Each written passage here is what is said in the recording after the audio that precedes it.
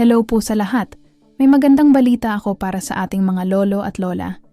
Alam niyo ba na may 10,000 na cash gift na pwedeng matanggap ang senior citizens? At hindi lang ito para sa 100 years old. Kasama na dito ang mga edad 80, 85, 90 at 95. Sa ibang lugar tulad ng Paete, Laguna, nagsimula na ang payout. Ibig sabihin, may mga nakatanggap na talaga. Hindi lang ito balita, kundi totoong tulong na umaabot sa mga nakatatanda.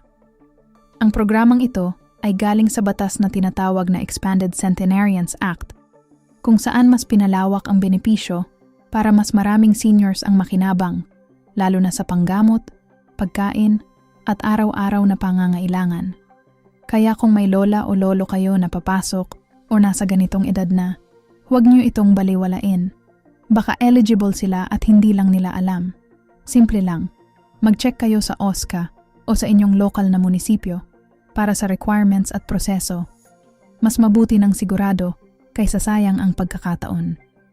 I-share mo ito at I follow si Tita Eda.